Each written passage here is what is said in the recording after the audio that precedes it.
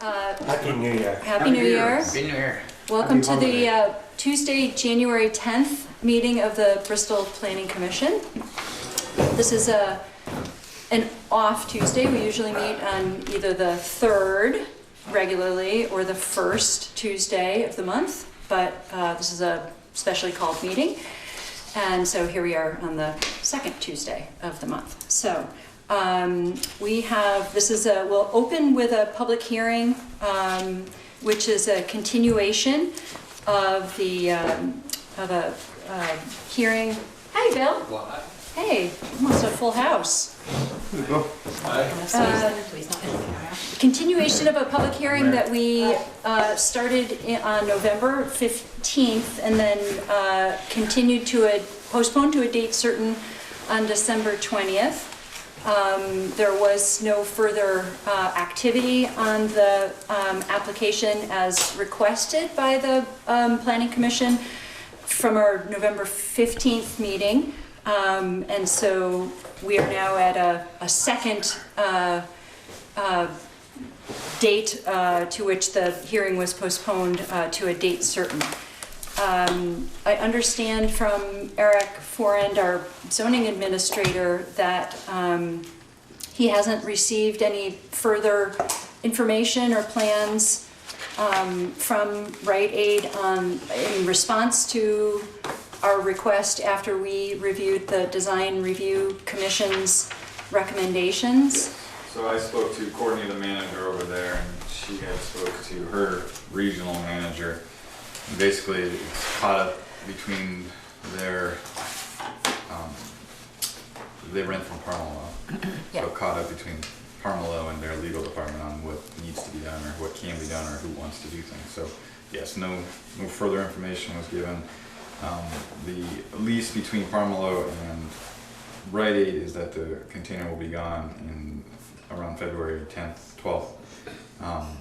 So the idea is that she's going to try to clear it out and get it out on schedule, and then you guys get to decide how you determine if she deny this permit and allow for another application, or if you deny this without prejudice and allow this one to not remain open but be able to be amended again. Oh, I see. My recommendation would be to just deny it and have them start from scratch. I think they're having issues with making permanent screening for a temporary structure and who's going to pay for it and all that stuff. So, I will have to be out there in October and make sure no container gets dropped off. Without a plan. Right. So just as a reminder, there is a temporary container behind Rite Aid. It is in alignment with the building as the Design Review Commission had requested, and I don't know whether it was previously in alignment with the edge of the building, but it is now. And when the recommendation came to the Planning Commission, we did not have the votes to pass or approve the permit or the recommendation of the Design Review Commission, which is why we suggested some alternatives and postponed to a date certain. So as Eric has suggested, I think we have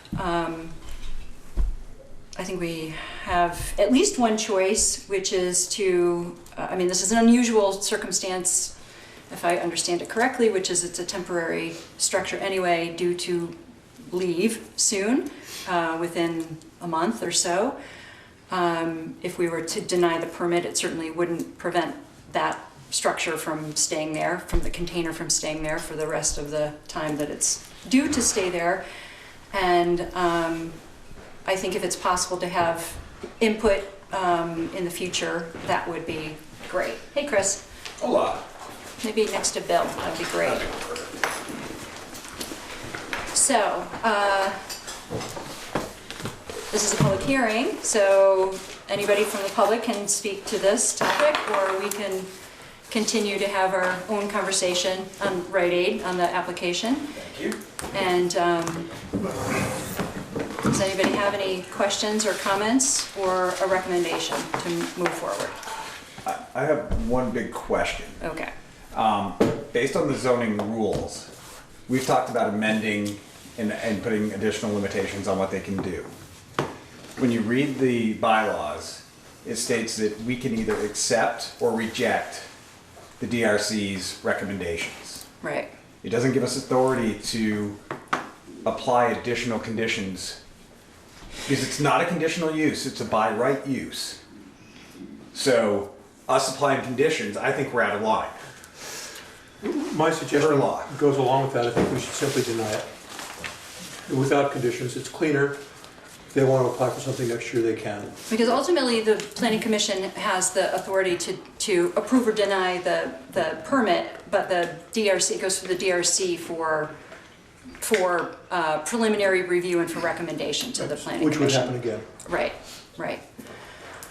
Okay, any other conversation or questions about on this topic? And on that note, with the DRC meets, they do their due diligence, I Right, feel. right. And they've proposed a proposal to us. Yes, And I feel very comfortable with what they've proposed at this point. I see. Okay. Do we know what, if there's any controversy, do we know what Rite wants? Eric, can you help sort of clarify in terms of what Rite Aid wants? I think they want to be able to have their container there in that location, which I don't think is, From mid-October to mid-February. yeah, it's a temporary, it's an application for a temporary container for them to be able to store holiday items that don't fit in the store or in their storage in the store. And so their application was for it as an Accessory building. accessory building, Accessory structure. accessory structure, temporary. Temporary, but because it's in the design review zone, it had to go to the DRC.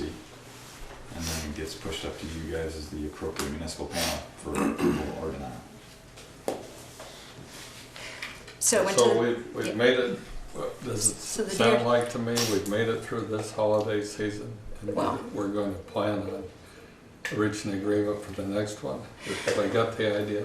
Well, we have to act on this application. Whatever happens in the future is up to them whether to apply again. So I don't think we necessarily can speak to that. Right. The design review, and I can remind folks of what the design review recommendation was. Design Review Committee voted unanimously to recommend to the Planning Commission that they approve permit 1676 with the recommendations that the container be placed on the east side of the building and not protrude past the south face of the building, which it is not, and that it is only to be in place from March 1st until, from October 1st until March 1st of each year, and that it be a comparable color to the existing building, and that the permit terminate in 5 years. So that was the original, that was not necessarily the application of Rite Aid, but that was the recommendation made by the DRC to the Planning Commission. So currently, the container is in the location that the Design Review Commission had recommended that it be. And it is coincidentally, perhaps, the same color as the building, which is a good thing. It is, yeah. Yes. Do we feel that Rite believes they can meet these conditions next year? I don't- Eric has asked him about Yeah, that. I Those don't, conditions as applied by the DRC, they're already meeting them. they are So we have already. no- So- other than the color is coincidentally the same color as the store, so whether, it's been 2 years now, because the container showed up last year, I mean, through the whole year while I was trying to hash this out with them, and it eventually disappeared before. So I started this process with them in midsummer, Okay. and it showed back up. So this is like their second strike. So that's why next year we'll need to, we'll need to keep a very close eye on whether they need to start the process and get it approved before October, if that's what Right, they want to do. they need a permit just to have the structure there, so that's Right. one thing. So they'll When need to it came apply before- every year, even though are we giving them a 5-year approval on Well, how? the DRC recommended a 5-year approval with a 5-year termination. So they can have it during those times for 5 years and then have to come back and start over then. Not just get a renewal, but start over from scratch, which I think is what you guys did to the Historical Society for the same amount of time, 5 years. Right, Same idea. right. Okay, thank you. Okay, It so, sounds like we're coasting towards a reconciliation here. we still have to act on the application. Yep. And we, at the time that we first took it up on November 15th, we had 5 members here, and with one objection to the container, it meant we couldn't pass it one way or another anyway. We didn't have action in December 20th on the permit, and now here we are with a more full house. In fact, is this a full house? As full as you can get. Okay. Hello, everyone. Aren't we lucky? So, without any input from the public, we are in a position to make a recommendation or a motion on the permit. I think we have to make a recommendation to respond to the permit. I think we want to respond to the DRC's recommendations as well. But in fact, the permit is before us. The permit application is before the Planning Commission. At the second meeting, we did send back a recommendation to screen it to them, to We Rite did. Aid. We asked them if they would consider that. We did have an outcome of that conversation. We did that in November. Yeah. Yes. That's That was we the didn't first get any meeting. response to that, correct? Correct. This is it. Yeah. Now, okay, so, Well, I'd like to speak to this. okay, I'm absolutely opposed to them having a container in the center of our town. I'm absolutely opposed to it. It's ugly. It shouldn't be there. That container belongs on a dock or on a ship. It's a container. And Rite Aid, in my view, is not being a good corporate citizen. They have the privilege of serving our community, and they're not taking that privilege seriously. And the PRD, which we will look at tonight, it is obvious that the designers of that PRD took the community into great care when they designed it. Rite Aid, frankly, doesn't give a damn, and they will stonewall us. So the idea of giving these guys 5 years, I'm absolutely opposed to. I think that we should tell them, it's up in February, boys. If you want to reapply, go ahead and reapply.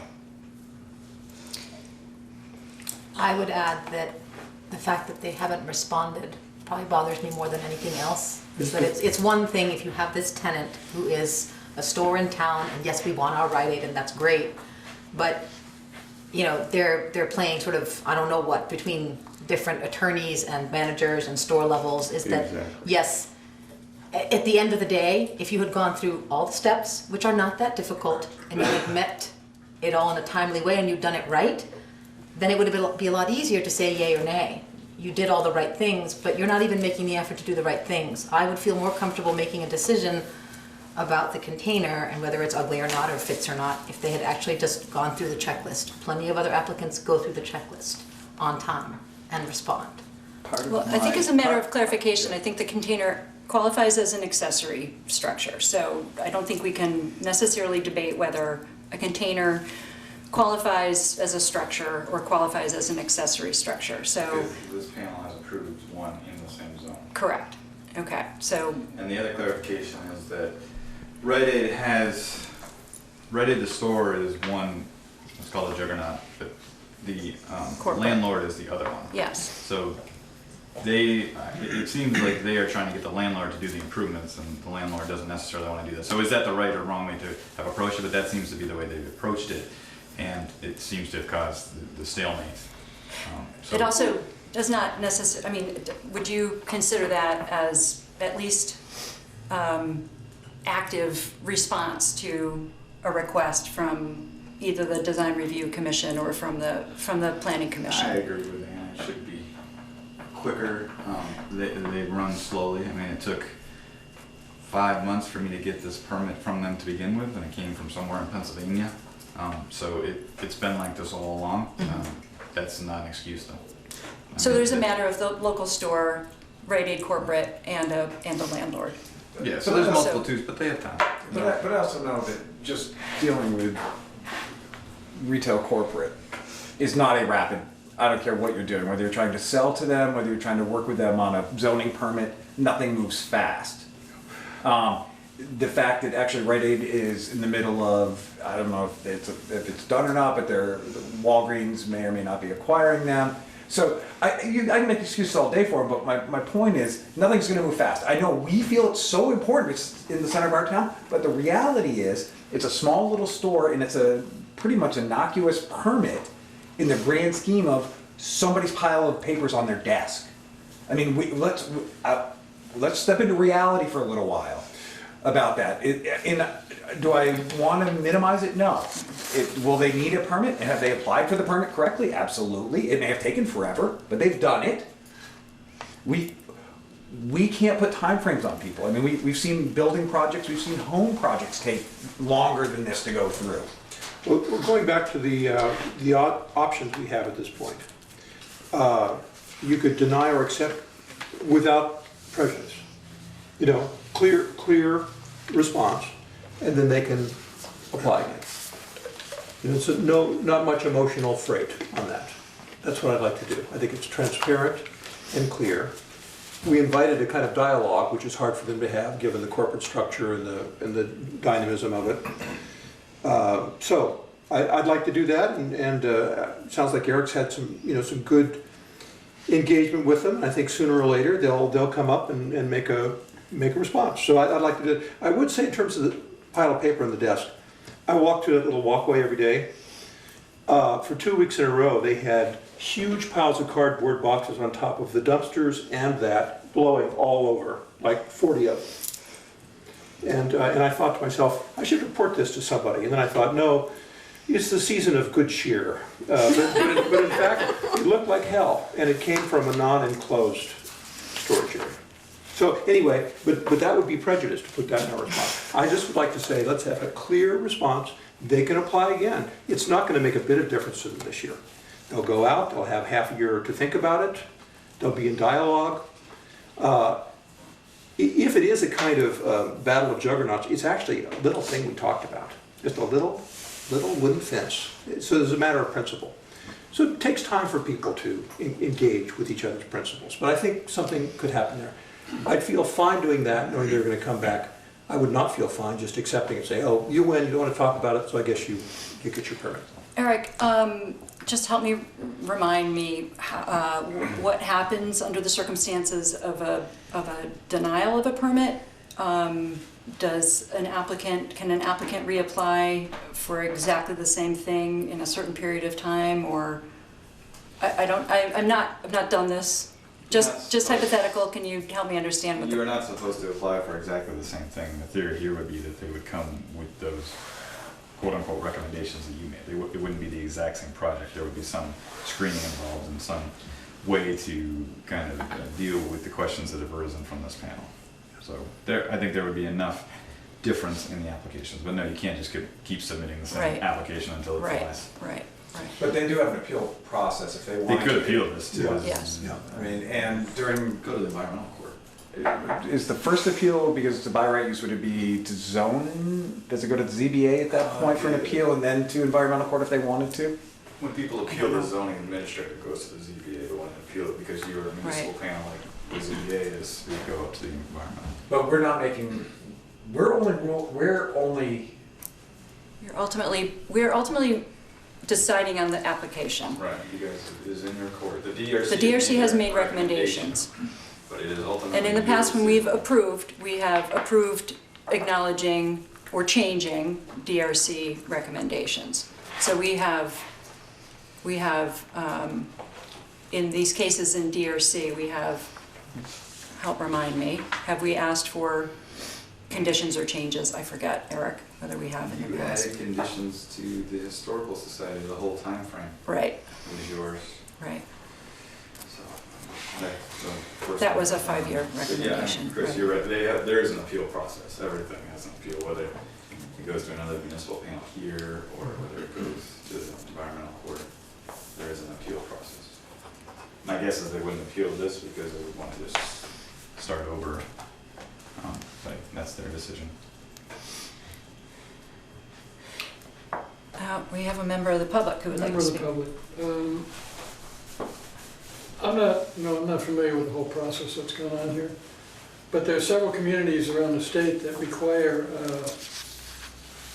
dumpsters to be screened. And from John's comments, I'd be more concerned about screening around the dumpster than around a temporary structure. And if they had to come back to you and reapply, couldn't you make that a condition? And I also would recommend, rather than trying to deal with corporate, wherever they are, in Pennsylvania or somewhere, to call Ernie Pomelo. It's his property. And get somebody to call him and just kind of moralize on him, like your property's getting a little bit ugly back there, and couldn't we lean on you to, maybe put a screen around the dumpster? Similar to what goes on at Covers or in the back of the bakery. They have plenty of trash to get rid of. You never see it. There's a dumpster behind the screen, and then all the cardboard stuff goes in a closet off the patio back there. And it's a lot easier to talk to somebody and get positive results if you're face to face. If somebody called up Ernie Pomelo and said, I'd like to come to your office and visit, talk to you, representing the planning commission from Bristol, Vermont. Once you got an appointment with him and you sat down in the same room with him and you looked eye to eye, I think, it'd be pretty hard for him to say, no, I'm not going to spend all my hard-earned cash on a dumpster enclosure on a property that, so far from where I live. I don't know if it's have any effect or not, but I'm very big on face-to-face meetings. I get a lot better results than just sending letters back and forth. So that's my comment. Thank you. We did talk about the dumpsters at the November 15th meeting, in fact, so that did come up, but it is not part of this application, so I want to make sure that we are talking about what is part of the application now. And I have heard concerns, but I don't think necessarily the planning commission is the police. So, okay, on the thank you. So, and I appreciate that input about face-to-face and talking. Okay, Bill, thank you. I'll support the motion, but I do want to, or at least it's a emerging motion. But I do want to be clear that I take a much different view of Rite Aid and of the container. We depend on them as a pharmacy for us and other purposes, and the people there are in a big corporation. The local people are doing the best they can, in my view. I regret that they let their cardboard roll around. Well, that was just a little thing on the side. That's not the main issue. And if they're going to survive and succeed, because as is often the case, the Bristol stores are among their smaller stores, Yeah. just like for the grocery store. Mm-hmm. They've got to be able to manage their inventory, and I suspect that's why they want the container there. We've had over the decades some buildings and some accessory buildings that we might not build for ourselves, or we might not consider so attractive, and I think we get through it, we survive, and over a period of time they often get replaced and improved. So I have a less harsh view of Rite Aid and their goals and objectives. I'd like to find an amicable way to resolve this. I feel like we're on the pathway to doing that without prejudice. No comments, plus or minus, maybe from Bill and maybe plus from me. We could write out a couple of pages. We'll just leave all that off and try to make this work. So John, you have not made a motion, but, I did actually make a motion, not formally, but I said I proposed that we deny without prejudice. all right. If that's a motion, we need a second. Second. All right, any discussion on the motion? Okay. All those in favor, this would be to deny the permit without prejudice. I've not used that terminology before, but apparently it sounds like the appropriate Well, terminology I to heard use. Eric say it, Yes. it sounded good to me, so I started using that phrase myself. Okay, any other discussion? All those in favor? Aye. Okay, any opposed? Nay. Okay, so the motion passes 8-1. Okay, to deny the permit. Okay. So we need a motion to close our hearing.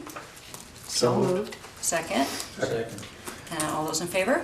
Aye. Okay, thank you. Okay, so we will now open our next hearing, which is to consider an application for a planned residential development proposed by Robert Fuller, who's here with us, and who visited us once before last summer to give us an informal, informational description of the plan, which we appreciated, and now we have a formal application. Katie is recusing herself because her firm worked on the landscape architecture plan. But we do have enough people to be able to proceed. Okay. Okay.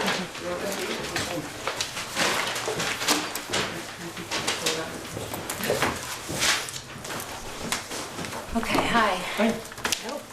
All right. Let me move this.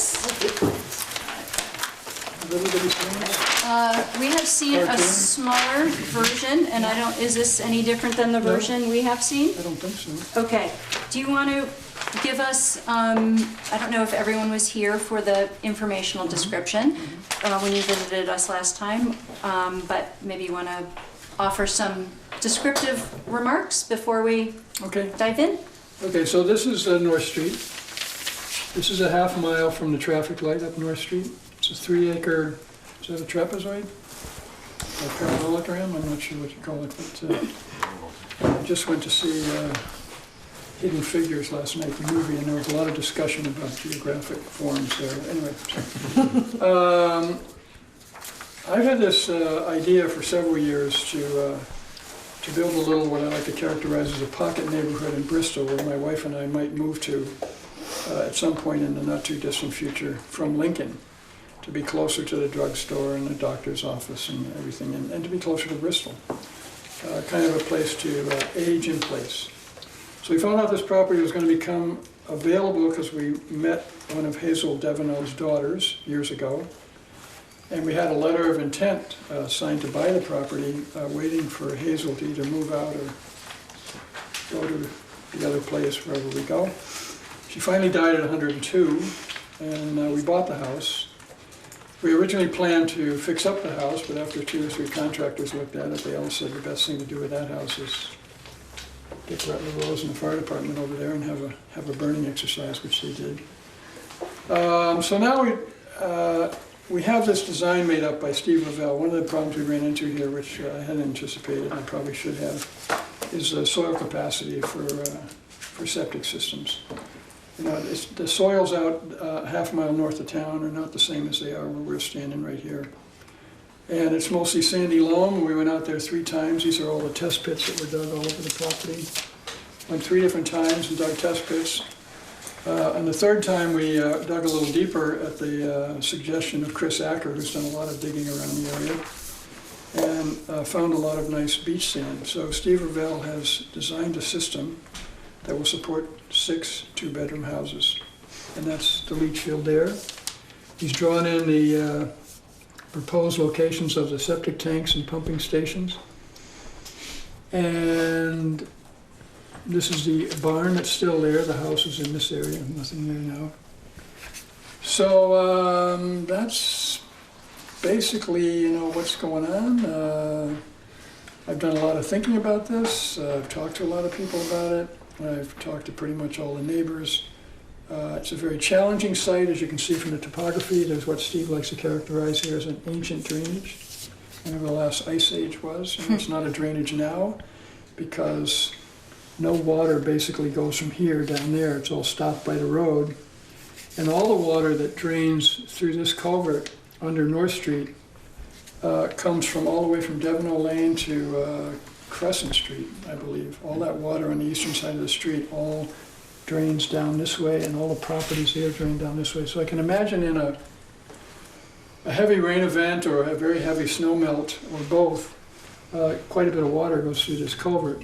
There's also a storm drain, which is not shown on this side of the road, which exits here. And there's another storm drain, I believe, right over this pipe, which exits into the pipe. All this water that comes under the road here goes naturally, you can see also by the contours, goes naturally into this right-of-way, which is 50 feet wide, and goes to Doug Bean's property on the eastern side. There's about 10 acres of land down in there. It's been that way forever, ever since the culvert was built anyway. And nothing that we're going to do on this property is going to affect any of that drainage. You can probably build up the driveway a little bit. There's a little slope here, but I would say 99% of the water that comes off of that 3 acres of land goes south and west, not north. And if we put a driveway in there, it'd be even less water. I'm planning on crushed stone driveways. I mean, it's considered not permeable, but it is semi-permeable, I suppose. Similar to the driveway that's up at the old VBT parking lot is what I have in mind. So that's the history of the project. You know, my biggest challenge now is trying to figure out how to build energy efficient houses that are affordable. I've been working with Steve Davis at Vermont, down in Wilder, Vermont. He makes modular homes that did a big project, fairly big project in Virgins recently on Green Street. There was an old mobile home park there. And they replaced all the energy inefficient mobile homes with net zero homes that he builds. They're up to 70 feet long and 14 feet wide, which he sells for $105,000, which is no other builder anywhere can come close to the 100 square foot price for a building with an R40 wall and an R60 ceiling. And if you put some solar panels either on the roof or out in the yard somewhere, the whole thing becomes net zero. And that includes, you know, all the appliances and everything. Well, unfortunately, those houses that he builds regularly are pretty ugly.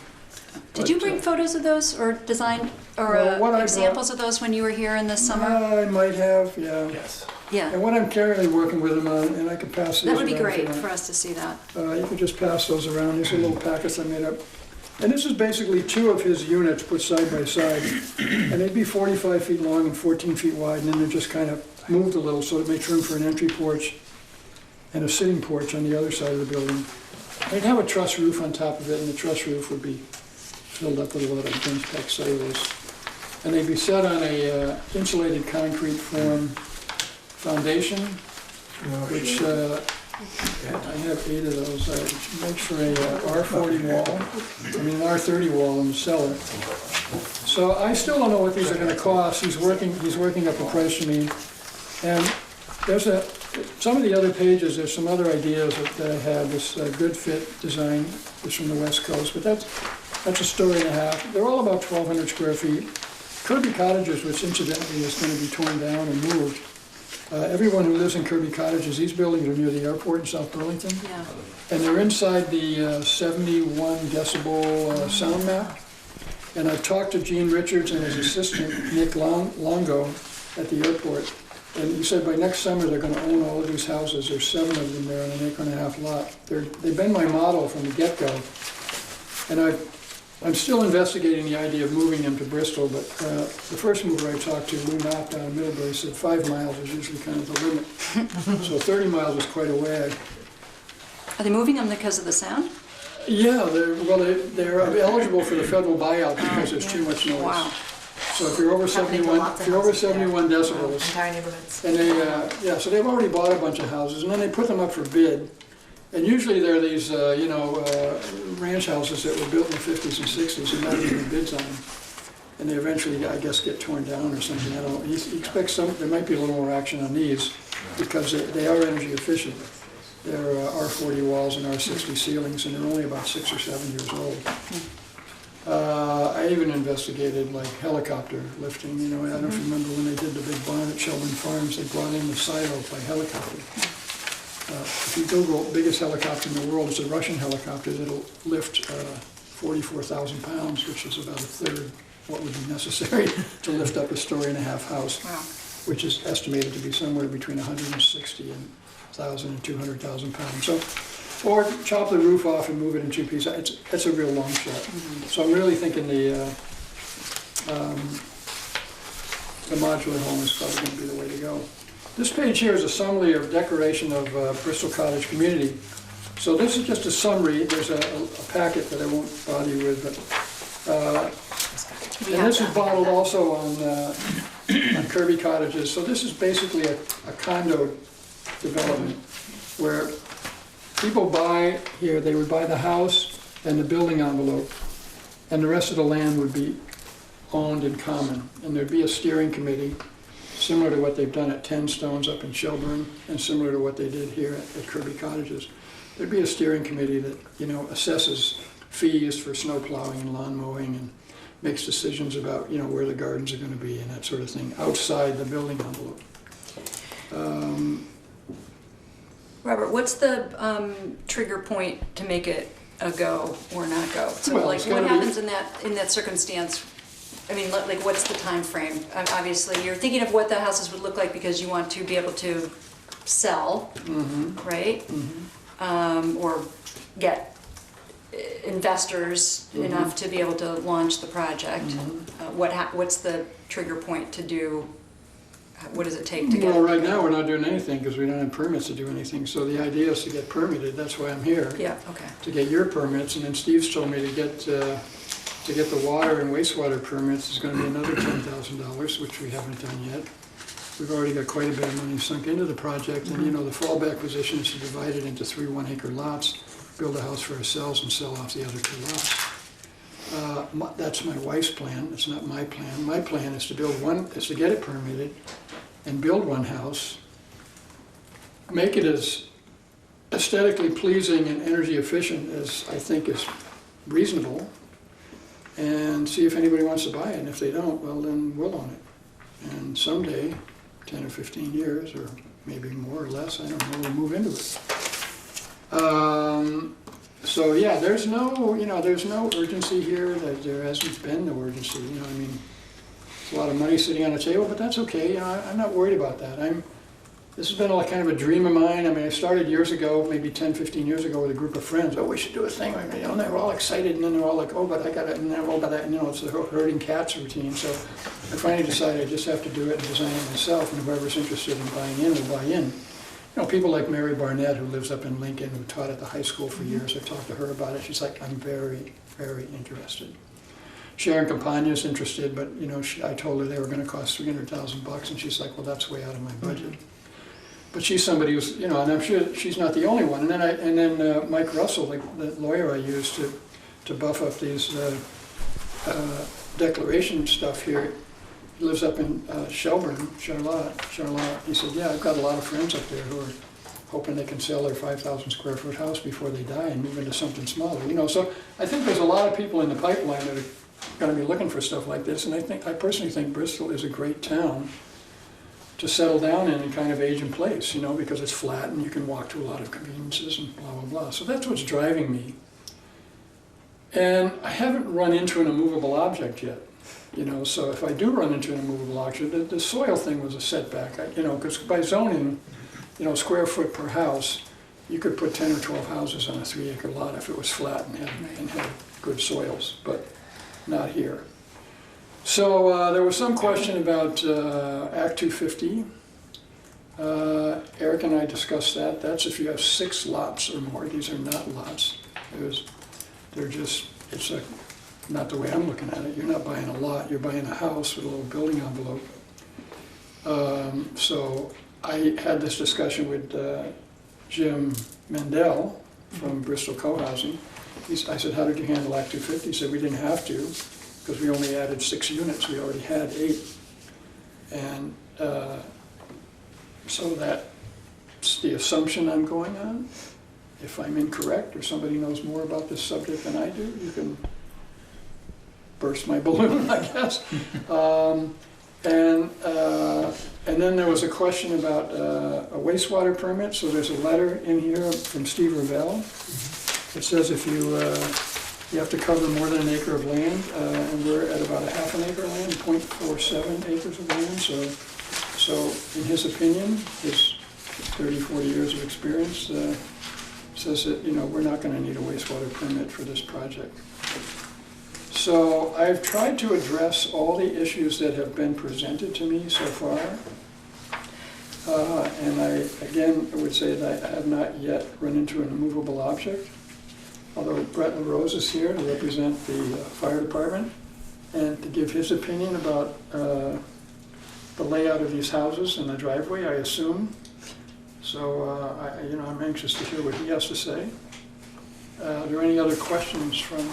And I want to make sure, Eric, is it your opinion that the application meets the requirements in section 528 of our current regs? So Robert is applying in our current regulations with the Yes. stated setbacks, so it's your opinion, so it's under planned residential development, section 528, Sure. that his application and the materials meet those requirements? Okay, I have copies of that if anybody needs to be reminded what is included in section 528. Anybody want to look at it? Okay, be reminded. Okay, there you go, just in case anybody didn't memorize it overnight. Okay, there we go. Okay, good. So this is a public hearing. We can ask questions of Robert, and we have, I know, at least one member from the public, Brett, who has something to say. And so we could start here or start there. What's your pleasure? It'd be great to hear from Brett, to get all the information. Okay, Brett.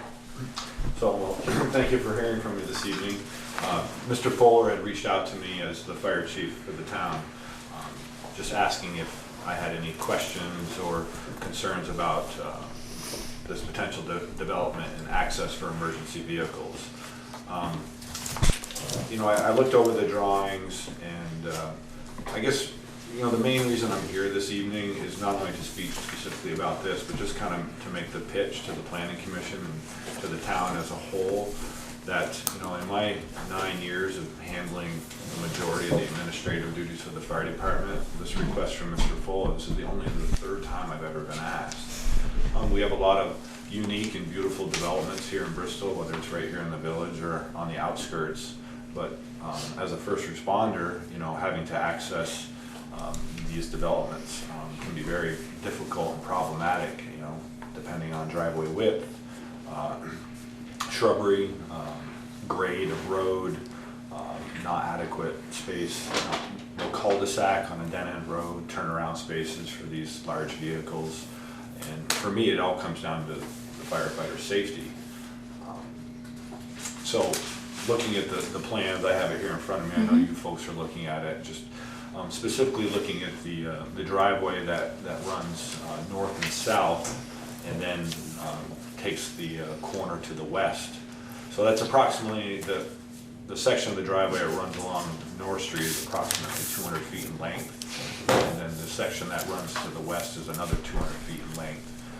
It's got adequate width, that 18 feet for an emergency vehicle, and providing there's adequate base there to support the weight of an emergency vehicle. But again, my biggest concern is where do these vehicles turn around after they've accessed a piece of property, whether it's just responding to a smoke or a CO alarm activation or something worse. We don't move emergency vehicles without spotters, but that roadway that's heading to the west is also a 15% grade, which is pretty steep. So I wanted to put that out there. Talking about the one on the south side. Yeah, the one on the south side. The south side. The south side. And, many communities, some right in our areas, right here in Addison County, some of our neighboring, they have limits on the percentage of the elevation a driveway can increase over a certain amount of distance. You know, Moncton is 10%, Starchborough is 12%, Charlotte is 8%, Middlebury is 10%. And I guess those are things I would just like the town to think about in the future, because, you know, when a property owner or developer comes in and wants to make improvements, that you know, we make sure that, you know, they're meeting the specs of the town, but also thinking about all the people who may have to access this property for emergencies. So can I just ask a question while you're bringing this up? Robert, you indicate 2 parking spots for each house, right? And so, for instance, if those parking spots here were filled with cars, right? I'm pointing to the southern part. And one of those 2 houses needed emergency service. The truck would pull in and go straight in. So essentially, right, they, you know, like not having experienced this, but you would pull straight in, right? If you were to go to that. You drive straight in. You drive straight in, okay. 1 vehicle, 2 vehicles? It depends on the type of incident. Yeah. Obviously, you know, that officer in charge is gonna size up that incident immediately, and if it's a, you know, carbon monoxide alarm Yeah. activation, and we know the type of drive, we're only gonna send down the Yeah. piece of apparatus or apparatuses that Yeah. need to access the property. But if you had something of significance where additional, you know, perhaps you're backing in, you know, 60,000-pound tankers from different communities because of water supply, should your municipal hydrants fail, you know, it's just all the things you have to take into consideration. What did you estimate the grade to be on the south driveway? 15%? 15, so pretty steep. But I don't think Bristol has. We don't. You don't. So I'm just putting that out there Yeah. because again, you know, we had a training actually last fall where we were going around to these small developments, and I mean, we're spinning tires on dry gravel. All right.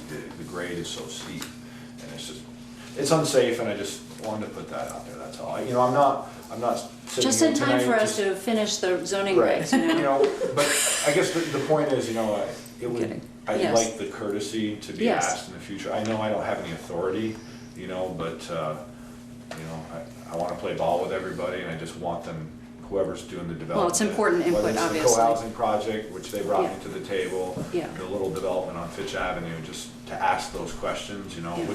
what do you think, you know? Can you get an emergency vehicle in here, can you safely turn it around?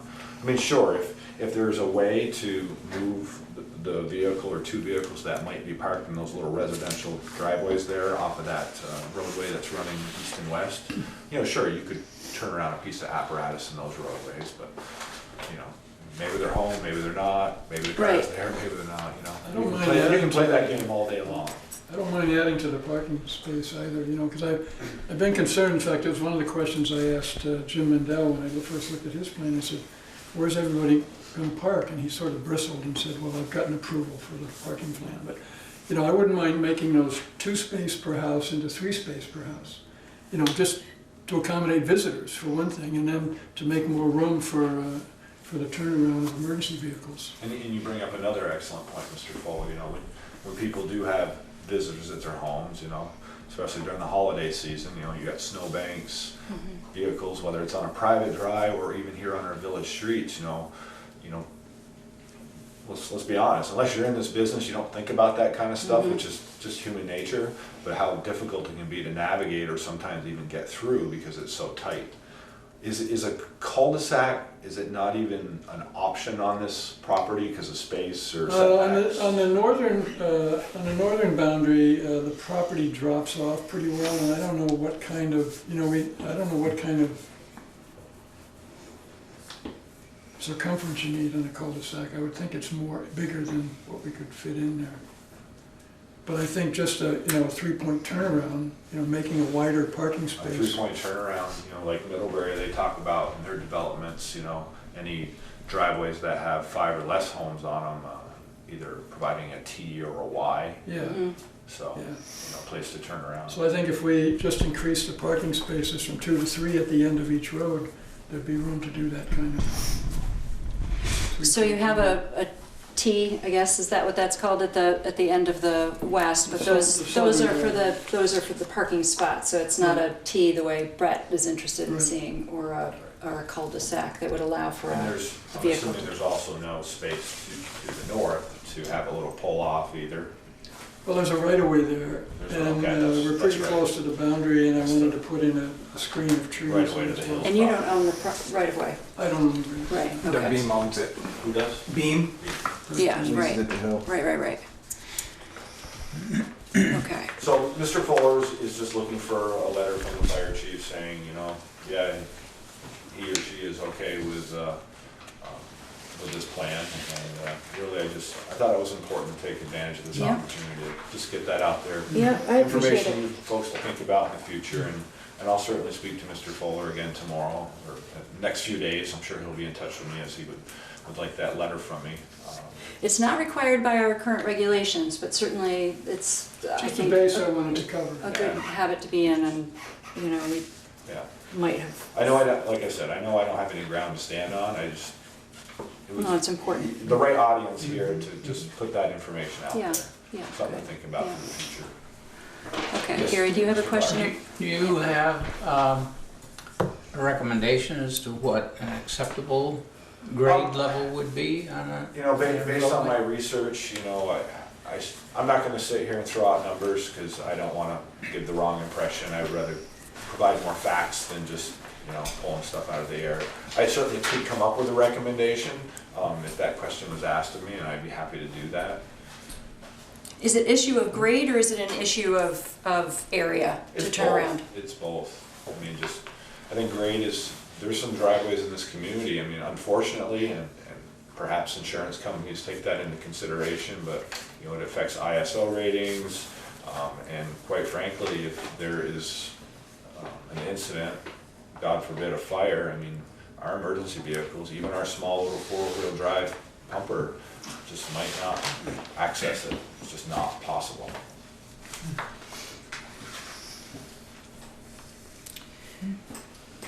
Okay. Unless Other- unless you yes. folks have any other questions for me, I don't have any other comments. Okay, So. okay, all right. Anyone want to ask Brett any other questions specifically on this topic? Or speak to it? Or to Mr. Fuller? Or do we have another member of the public? You had raised your hand. Diane Saunders. I spent 18 years on the rescue squad. When I would go out on the rescue squad, we didn't always have the option of having somebody be a spotter. Granted, our vehicles are not as large as what the fire department drives, Yeah. but I can't tell you how many times that we were in places where it was pretty awful to try to get our ambulance turned around and or get up and down the driveways, and then especially, you're trying to lug a patient out who might be a little bit on the heavy side, who's elderly, and you've got three people trying to, only three people, and you're trying to get this person down the driveway into the back of the ambulance. So certainly, I think it's wonderful that Mr. Fuller has asked Brett's opinion, and I'm glad that Brett, hopefully they can work together in regard to it, because it'll certainly make it easier for the rescue squad as well, getting in and out. I was interested in your interest in maybe making 3 versus 2 as one possible thing to think No about. problem with me. I was thinking, and I was trying to think about how that might work. So you don't want people just parking there and then not being there if the rig needs to come in, but you could, if it were bigger, you could have, in effect, allotted for 2 on the sides, or whatever the configuration might be, and the other space open, unless there was a special arrangement, with guests and with some understanding that those would have to be movable. I'm just thinking about how that might work through, that it might, if it were not only moving from 2 to 3, but where you're thinking about the default parking spaces of say 2, it might really create some extra space that could be useful. Well, that's my suggestion, is that we create extra space, how it actually sifts out in an emergency, I'm sure, the one time the fire department gets called, every parking space will be taken, Just assume it. And despite all our best It's the middle of the intentions, night, there's everyone's somebody there. working around. Just assume. But I have no problem with creating more driveway space and/or parking space so that make it easier to turn around rescue vehicles and some of the fire trucks. Some of them are pretty big. I have a question for Brett too. Looking at that southern one again, in addition, you told us the width of those roads. How is that curve? I mean, in other words, is the sharpness of the curve on that? Northern? On the Southern. southern Yeah. driveway. It looks sharp on the map. Is that a problem, or is it big enough that really it's not? Because it's 18 feet. feet wide. Yeah, I don't so it's see not it. an issue. Not an issue. Yeah. How about the grade though? I've just been thinking, you know, you gave 10% for Middlebury, you gave 8% for another town, and 12% for another. Here we're at something like 15. How do we figure this one out?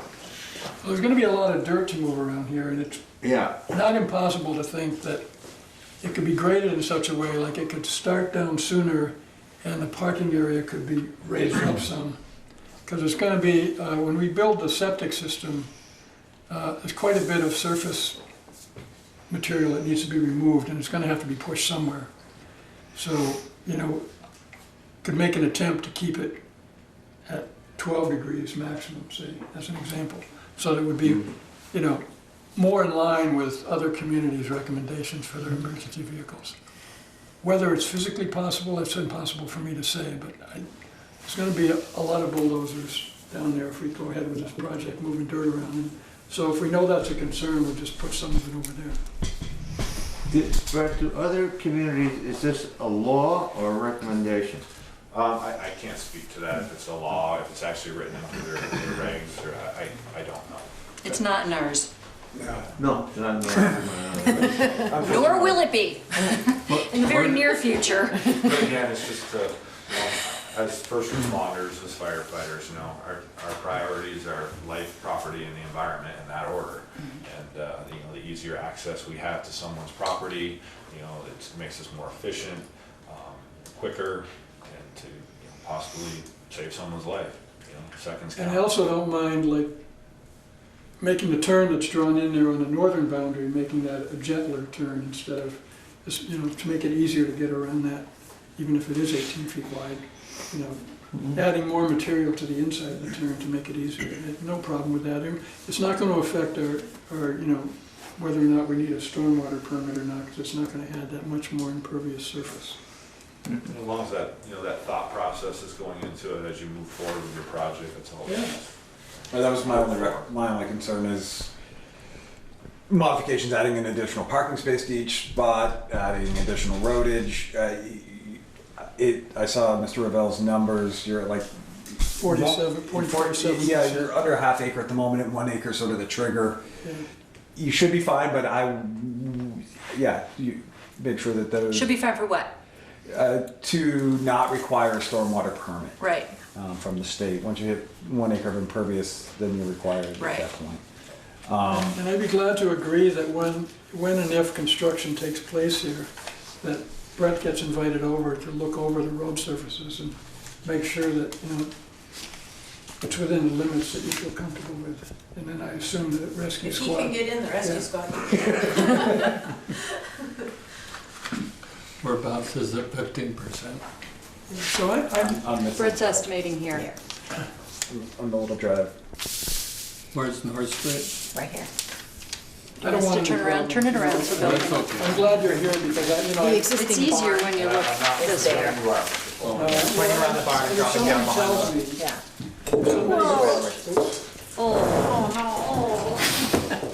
if somebody tells me that there's a potential problem, my answer is always, well, what do I need to do to solve it? You know, lots of conversations with the fire chief in Burlington about my building on Church Street. Whenever he said, you need this or you need that, I said, okay, we'll get it. I never, because I want to sleep at night. Last thing I want is somebody calling me up going, well, we warned you about that, and now somebody's, you know, had a serious accident. So, I'm all for it. There we go. Okay. Keep it interesting. Just keep going. That was a Yeah, I have mistake. nothing else to say, I just repeat myself. I'm talking about. There's quite a bit of water on the floor. If you want to get that in. So it's coming this way. Then, Following an ancient drainage. Turkey.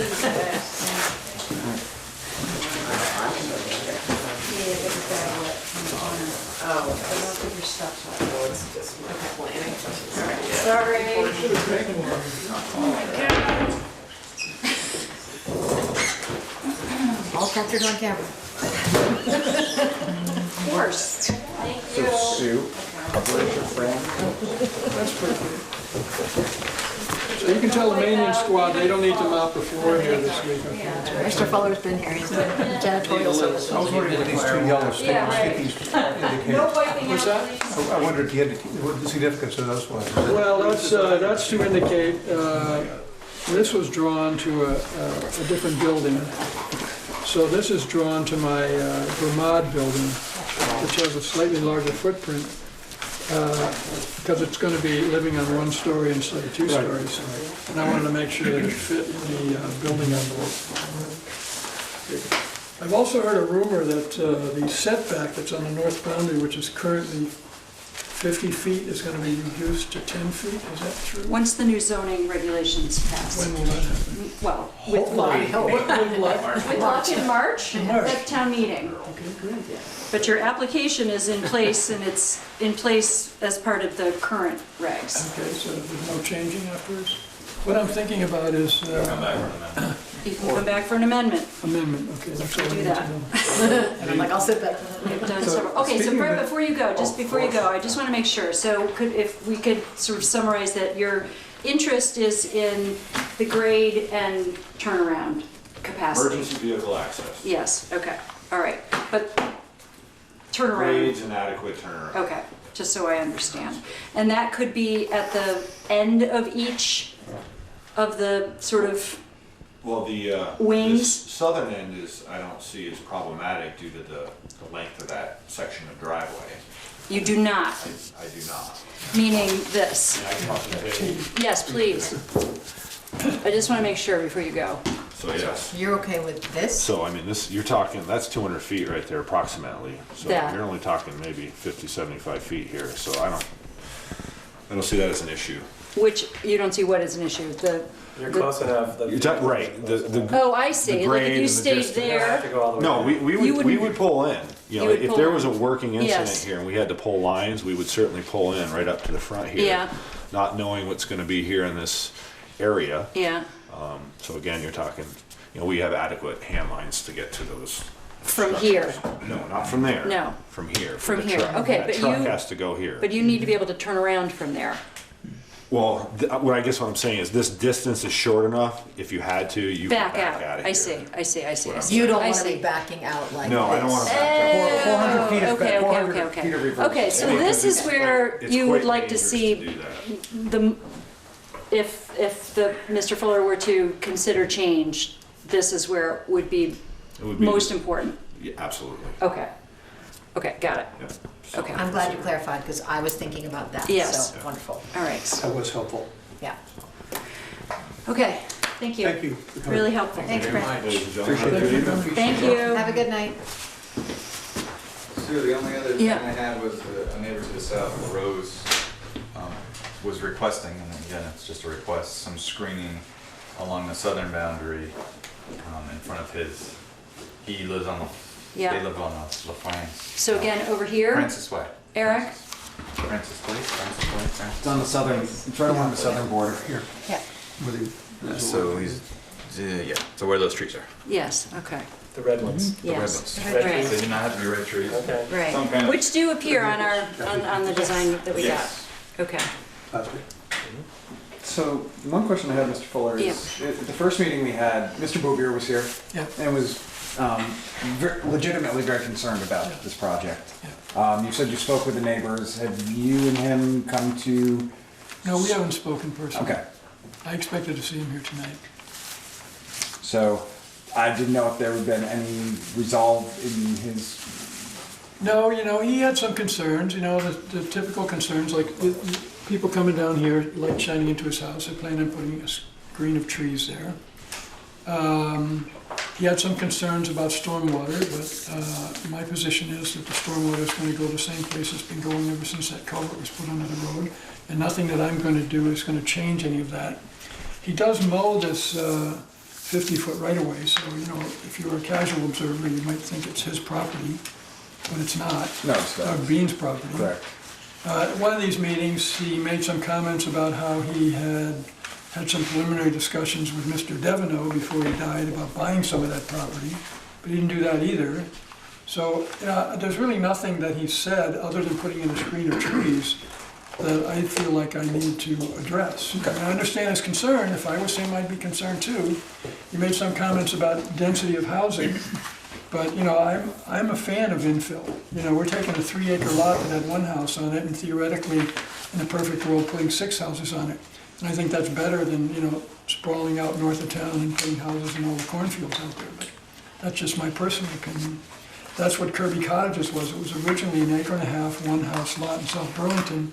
This guy, Bill Niquette, came along and put 6 other houses in there. You know, and people didn't believe it could be done. They're only 10 feet apart. And people thought, well, nobody's going to live 10 feet from somebody else. But he had no problem selling them. And he built them one at a time, which is kind of my plan. And when one sold, then he built another one. And I'm not going to build the whole thing out on speculation and hope somebody's going to come and buy it. Right.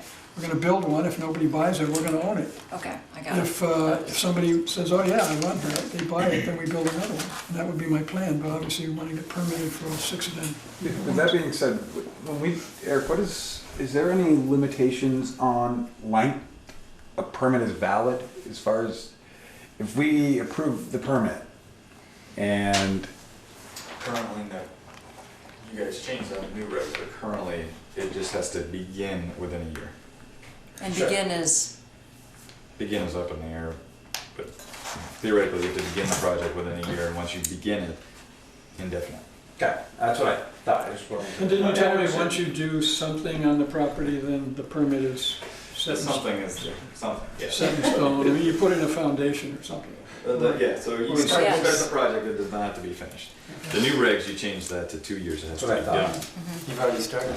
And So you know, speaking to that, I don't know. Yeah, I guess the whole project in the future will have to be done in 2 years. You can look for a 1 year. Guys, I think that's what you wrote, but no, it was a reapply. But currently there's just an open end. In the PRD regs, in section 2, part of the site plan also calls for height of homes and spacing between them. The fact that it's fairly nebulous at this point makes that difficult in my mind. well, you would be applying under the current regs, and we have a 35-foot. I mean, I don't think he could, if we approved the plan, then build a 50-foot structure. No, part of the PRD process, though, I thought I'm saying that the application procedure states that that's one of the things that is supposed to be Yeah. listed in the plan. Right. It's missing. You know me, I'm a stickler. I look at all the details, and that's the one piece where not knowing what the homes are. It's gonna be this one right here. And but the problem is if that's what's stated, that's what's got to go in. Yeah, If we it don't doesn't, wanna it do needs to be that. amended every Right, time. So exactly. that's where it's a slippery slope. So we got to make. Same with the building envelopes. We've got a plan here. We've got a potential different plan there, which changes the buildings. Is it I don't- different? Yeah, The character of the buildings would be different.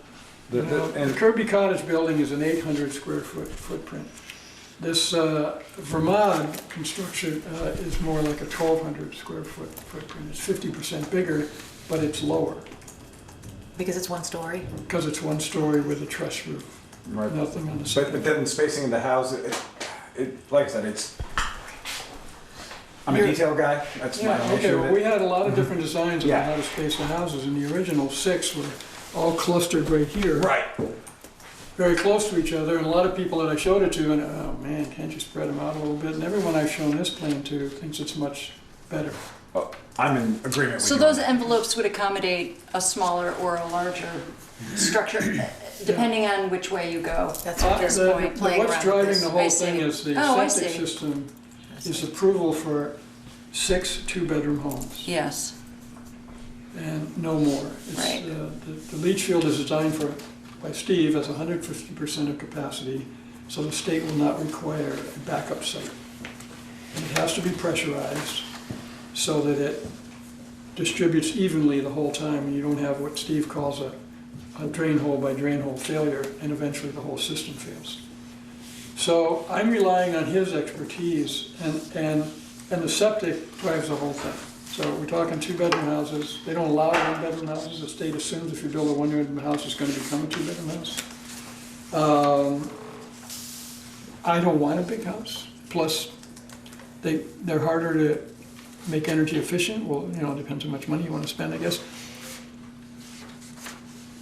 I'm trying to build these houses and market them for under $300,000. Hopefully way under $300,000. But a traditional stick-built house on site, energy efficient, or net zero or better, is $250 to $350 a square foot. Am I right about that, Skimmer? Do you know anything about that? That's true. I mean, that's what I've been told. And that makes these houses over $400,000 with the site costs and the infrastructure costs. So I don't think there's a market for that. This is my personal opinion in Bristol. I could be wrong. Maybe people would move from Chittenden County because Bristol's such a cute, cool little community, and they'd be willing to pay, you know, that kind of money for a 1,200 square foot house that has no utility bills. I don't know. I really, you know, that's why we just have to build one and see what happens. So I don't know, am I answering your question or not? Yeah, somewhat. I mean, I think what you're asking is how much space is there between wall A and wall B? You know, how much space do we have here? well, we can't say necessarily because of the type of house. All I'm saying is that the section 2 states that the site plan will include a whole pile of things, and including in that would be Locations, height, spacing of buildings, open spaces, their landscaping, roads, driveways, off-road parking spaces, water systems, sewage disposal plans, unique natural or man-made features, physical conditions of the site, accompanied by a statement setting forth the nature of all proposed modifications, changes, and supplementation of existing zoning regulations. Copies of any appropriate or restrictive covenants shall be included. right, and that was the other.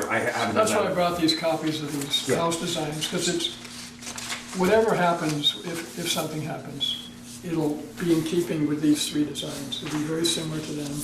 There's nothing that's going to be very big. There's nothing that's, and I'm very concerned about aesthetics. You know, this little sketch that I made up needs a lot of work on the trim detail.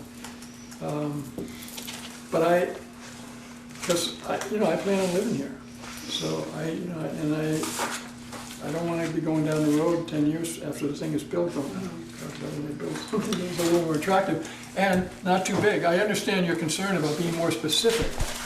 There's going to be nothing over 25 feet high on the ground side, although I do plan on having walkout cellars, because I think if you have natural light into the lower level, and the site allows for this to happen, I think it makes the lower level much more attractive. On the inside. Yeah, say as an exercise space or something like that.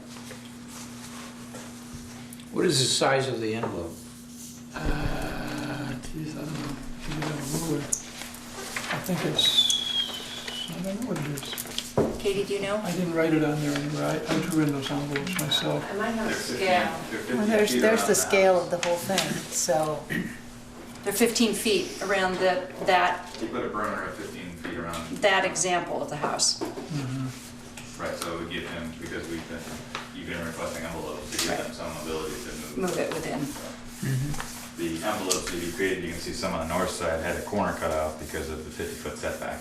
Yes. So it doesn't get the entire 15 foot, but that's what those boxes are, is a 15-foot cushion around the house to show you that the spacing of the houses can be anywhere in those boxes. But they have to be in those boxes. Or come back for an amendment. Yeah, if Before you wanted to proceeding. move a box, you'd have to come back for an Yeah, amendment. okay. So that was what I was considering. The location and the spacing would be those 6 envelopes are where they have to go, but they do have the wiggle room inside them. based on this plan. based on you guys asking for the envelopes. Okay. Because I had him draw those specifically. Yes, because yeah, they're- good, thank you. So, any other questions? I just have one more. Reading through what was the official document name? Yeah. The Declaration of the Cottage Community. When it talks about the landowners being able to make modifications to their own structure, I assume that means that they can change the appearance, but they would still be limited within their envelope. Yeah, that's not completely done there yet. You know, I talked to Bill Niket about that, the guy who did Kirby Cottages, and I said, well, what do you allow people to do? He said, well, you know, we built them one at a time, so, you know, some people come in and say, oh, we want a dormer here on the second floor, where another house didn't have one. But he said, we told them what the outside was going to look like, we told them what color it was going to be. They're all the same color, they all have the basic same look. And you know, before I enter into a purchase and sale agreement with someone, there'll probably be some legal verbiage written up like that, because I don't want this to get out of control. No, where I'm more concerned is add-ons in the future. Yeah. Somebody buys one of these and all of a sudden decides, you know, I'm sick of shoveling or wiping the snow off my windshield, I want to put a garage up. Yeah. It's not in here, it probably wouldn't fit in the envelope that it's sitting in. It wouldn't fit anywhere right now because of the 50-foot setback. That's why I asked about the 10-foot setback, because the parking areas could potentially become a carport, but then that would affect the turnaround of emergency vehicles. So that would all be in an amendment in the future, and none of that would be done without an amendment. And there's also a steering committee. that Yeah, we the have steering set up committee, there's gonna be that, at least 3 people Yeah, in a perfect world who are gonna decide, just like you're deciding, like, you know, just a subset of this. Saying, somebody says, oh, I wanna add a little storage shed off the side of my house to store my lawnmower or something, and you're gonna kind of go to the steering committee and say, well, how's that gonna visually impact, you know, everybody else's enjoyment of the property? We do have the barn that's still there. It has a drive-in cellar. It has a very big second floor, which still has a lot of old hay and stuff in it. And the first floor they can drive into also. So there's lots of room for extraneous storage of things like lawnmowers. And I envision the second floor, it's a very steep pitch roof, it's at least 12-12. There's a lot of room up there, just having storage units for people that own these houses that want to store stuff that they don't want to keep in their house. You know, how to get it up and down the stairs is another story, but you know, I figure something out. I mean, I don't even want to get into it now, but in a perfect world, the barn would become a common space. Right. It would get outfitted, it would have what Steve calls a guest toilet. And that's a space that could be used for larger celebrations that wouldn't fit in a small house, like an 80th birthday or retirement party, or, you know, group yoga classes or bridge club, or, you know, you name it. Is the barn a commonly held property? It will be. Yeah, as part of the association. And I'm gonna have my shop in the cellar, that's my plan. All right. I gotta have a shop. It's commonly held for you. Yeah, well, you know, I'm thinking of the future. You know? Well, I know a boat fits in that basement of the garage because I rented it when you're from Mrs. Devon apartment. For winter. Winter my boat there, so. Yeah. Future reference. So you know what I'm talking about. Yeah. So, any other questions? Yeah, anyway, all that other stuff, that would be all amendments, right? What we're trying to get permitted today is just what's This plan. on the drawing. Anybody else? Bill, do you have any questions? No, I think we've been very fortunate with the new development in across from the park, and I'm inclined to think this will be of the same quality. Honestly, if they had come to town sooner, before we signed a letter of intent to buy this property, I probably would have just bought one of their units, because they have a much better location, and, you know, been done with it. You'll get more walking exercises.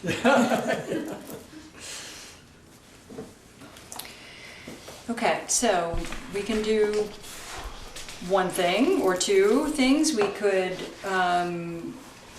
proceed. We could I'm inclined to approve, but we want to make sure that rather than come back again, I think we could, how can we do this? Can we require? Approve the concept. Yes, approve the concept, but how about the considerations for emergency vehicles? I want to make sure that that gets into what we finalize. I think we have to be careful there. I like what, I mean, there's no, it's. All right, well, so Mr. Fuller's here. Those are all suggestions, Yes, and he's okay. the one that reached out in the first place. Yes, So at some point, there's good faith. yes, that I did the right agree. thing. So to make it, I don't think it needs to be stated in writing somewhere. You don't, in our approval? I don't at all. It's not in our regs. Correct, okay. We have asked for things in Well, the past. my understanding, Bob, that you would not want to build something like this without a letter from Brett. Well, I reached out to Brett, and I will continue to work with Brett. You know, you heard me say to him tonight, I would widen the driveway, especially in the turns. I would widen the parking spaces to make more room, and I see us going forward as just working on this together. So that if there is an emergency, his crew can do what they need to do. Yes. And that I don't have a bunch of people staring at me going, well, why didn't you, when you were, I don't want to live that way. Does that trigger a necessity for amendment if they make a change to this plan that we approve tonight? So I guess that's why From a safety standpoint? No, From a drawing from a drawing standpoint. right. Increasing the length of the drive, the turn, technically, yes. Oh my God, really? I mean, Or just approve any concept. They do have to come back. Well, we're approving his permit application. So the permit application requires the drawing. We've been pretty specific with people about details. I know, but that is fairly amazing that you would make someone get an amendment to like make Well, it I a don't safer want to, that's why I'm environment based saying on- that. I'm saying I'd like to build it into the approval letter or the approval statement that anticipates that addition or, not amendment, I don't want to say that, but that it anticipates that evolution, Yeah, I guess, of the I'm plan. I get your emphasis now, I understand it, that you don't want changes that everyone would like to see hampered by triggering a new need for approval. Right, right. So that if there was some language that said, we're approving this on the understanding that it's possible there will be some changes to the grade width, or turnaround of the drives, arising out of consultation with the fire chief. I mean, in all reality, I wouldn't even go with any of that verbiage. I mean, the amendment aspect, in this case, if Robert has worked with the chief, Right, in order to have your site plan to the point where you'd be ready to be moving dirt, it would be more than, if you were gonna modify these drawings, it's not just gonna be pencil sketches, you're gonna work with somebody to actually do it. Yes. So, like a it's, surveyor. it's almost a rubber stamp approval on that amendment. I don't wanna use that term, but. No, not an amendment. I don't want to require an amendment. I don't want, and I want to be fair in how we've dealt with every other applicant for PRDs where we have required them to file amendments and come back and talk to Which is us. the process. Correct. So is it possible to, Well, I don't see why we can't say we're approving this, understanding that such elements as the curve, grade, and turnaround may, in the construction phase, in consultation with Yes. the fire chief, be altered for purposes of safety. I mean, it seems to me that's without general. triggering an amendment? Without triggering, that's general. It's a good idea. It comes out of the developer having reached out to the fire chief, which is a good precedent. Yeah, so I mean, that's what I picked up on the last time you brought this up, and I hadn't picked up on before, so that this is a way to move it forward without requiring an entirely. I think that's a good idea. Eric, what do you think? So very slow. I was just gonna say. Okay, so what are our options? I mean, I don't want to say to Robert, you gotta go back and now have this redrawn and we're gonna talk about it in a month, Right, I understand that, and it makes sense, but to Chris's point, if you make changes to this. Well, here's another thought. When we talked about the fact that if the new regs pass, then it'd be a different setback. And if he wanted to make another, wanted to make some more changes, you'd have to file an amendment. Yes. So I suppose if that That's in 2 procedure is months. important, and I know that you're the one who deals with these things on the ground, it would be a very strong position to come forward and say, I would like to have an amendment to do what the fire chief and I think would be a Yeah. slightly safer. And that's where I'm going with this. I don't think this would be All a right. rocket science. I mean, it'd be different if the change was, I want to add 3 more houses. I know, I agree. That's a huge amendment. I guess that's what I'm trying to avoid having to make the amendment, to add in the where I'm things going we're with this, agreeing all on. the work that would be required, other Yeah. than coming to hang out with us for 20 minutes, Which is fun. I know. All the other work would have to be done ahead of time. That's where I'm going with this. You'd have to have it redrawn in order to have it surveyed, in order to have it built. Right. So the one step would be to apply for an amendment to the original PRD. It's literally showing up at the new map. Got it. Okay, all right. I mean, Okay, so that's, like, Does that make basically sense, what we're Mr. Paul? suggesting is, okay, this is we're gonna, anticipating approval, knowing that you're gonna make changes to this regarding these emergency turnaround ideas and possibly anything else you might wanna change in the meantime, forcing you to come back for an amendment. Which house are you gonna build first? I'm thinking the one closest to the barn there on the north side. That's, So you wouldn't this possibly one. put in that north driveway for, Yeah, part of it. it could be a while before you actually finish that. I mean, I don't know, there All could be depends on how a quickly they're sold. wild flood of demand, and we That's could right. just build the whole thing out. So yeah, it's just the ambiguity of not knowing what Brett wanted or what might work. Well, I with think, that I guess I wanted to just acknowledge the premise that. John came up with is good, and that, Brett and I will work on this together, and then, I suppose, come back to the planning commission with the Amendment. redesigned driveway, with his seal of approval. Right, because And then you'll give your seal of approval, and everybody will Right, be. to an amendment. It's an amendment. It's an You're gonna it's an come back amendment on to. that. which we're indicating we're happy to do. Okay, I would like to recognize Katie, I would like to speak, just, if you don't mind. particularly on the project, but as I keep glaring at Eric over here, and he's not looking at me, working on a project where we had to come back for several amendments Yes. on very, very minor things. Yeah. Because that was the way it worked, and it seemed ridiculous at times, but that's what we did. you guys did write that out in the regulations. I think that needs to be changed from how You it did, did. you did. Oh, okay, well, You I need wasn't more- aware of more that. parallel. Or have an in-house review, but it does need to be managed differently, because you don't want to discourage, and also to do, it is a lot of work sometimes. It may not seem like a lot of work, but it is a lot of work. If To you come gotta back and have redo a an- CAD drawing, you gotta get everybody, it is a lot of work, to come back in. Anyways, so I think you have to sort of stick with that plan for now, but that it is, maybe I always felt like, could you do like an in-house review of it instead of bringing it to the full board? I don't know if you can do that. Well, I mean- Okay, so what I'm hearing, I think, is that if we were to proceed with approval of this concept, understanding that having had input, strong input from Brett and Mr. Fuller's, acceptance and welcoming of it, that we would do that knowing that there will be a future amendment to it. Quite possibly. And though we're not attaching a codicil to the approval, this conversation is in the minutes. Yeah, And, it is. the rationale for this and the context in which amendments would be viewed Yes. is established by this conversation, yes. which has some value. Yes, I mean, I guess in my question about this emergency vehicle, and I want to, I'm closing in on the end of this, is acknowledging that we had that conversation tonight. Yes. And having, not just part of the minutes, but a part of the approval, If we approve this as is, we approve this as is, okay? He builds it.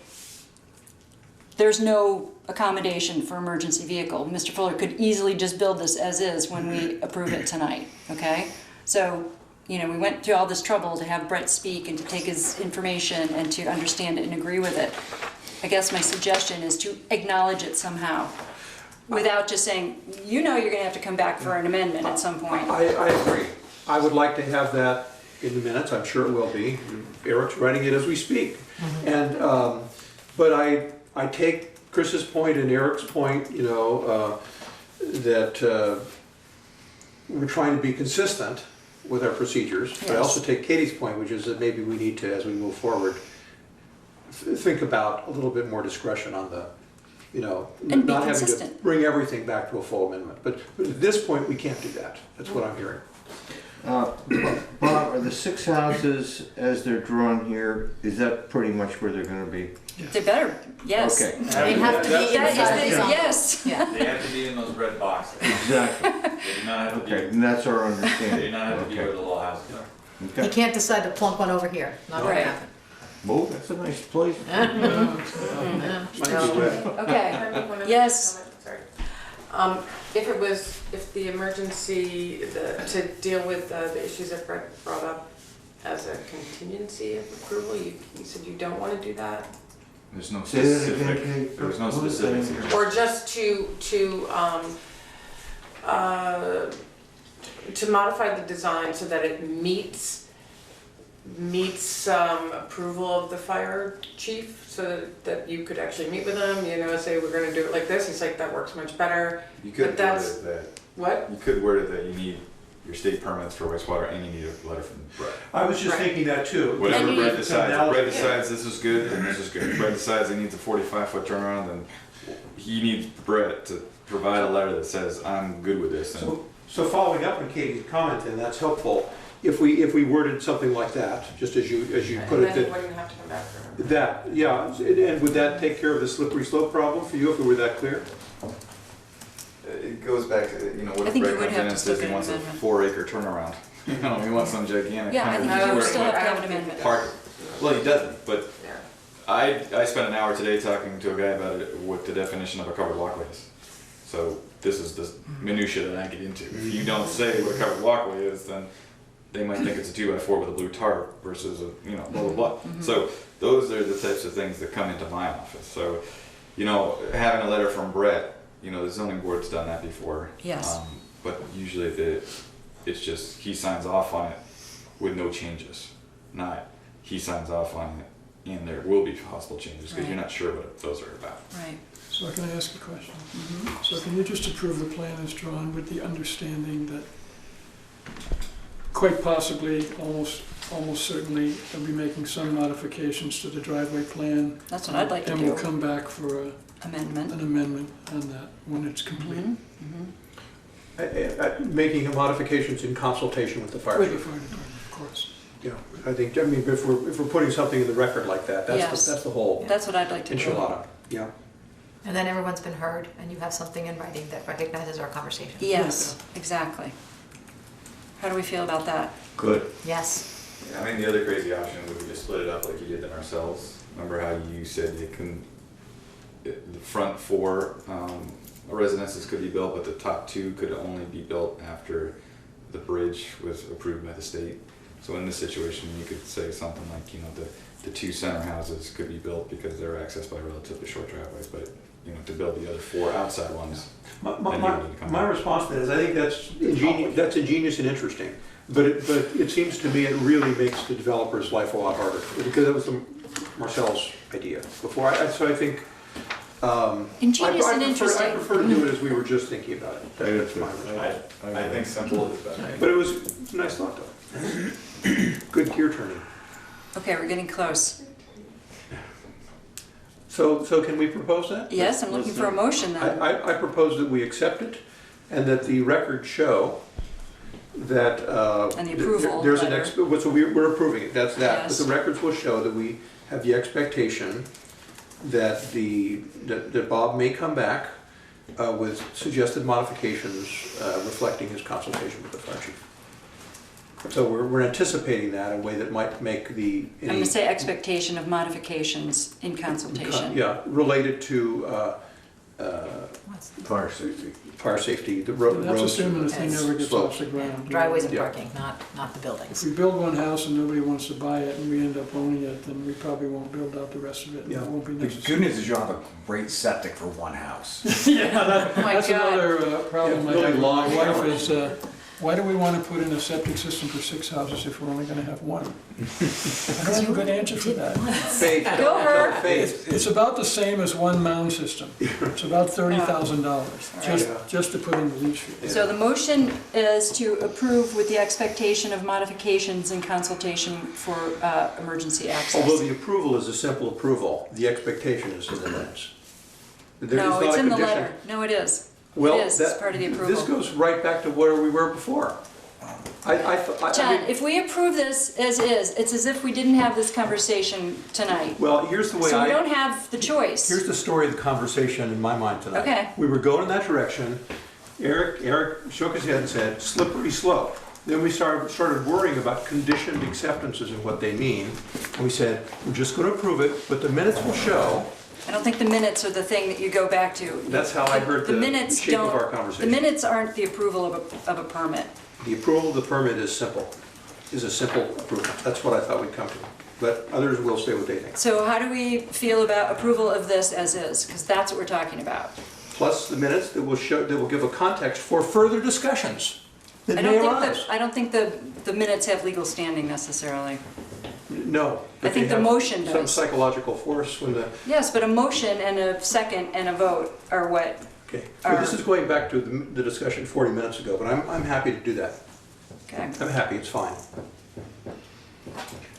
But everything about the property from a safety standpoint is already within our current Regs. regs. And the fact Yes. that the property owner brought the chief here, he probably wouldn't have come, most likely.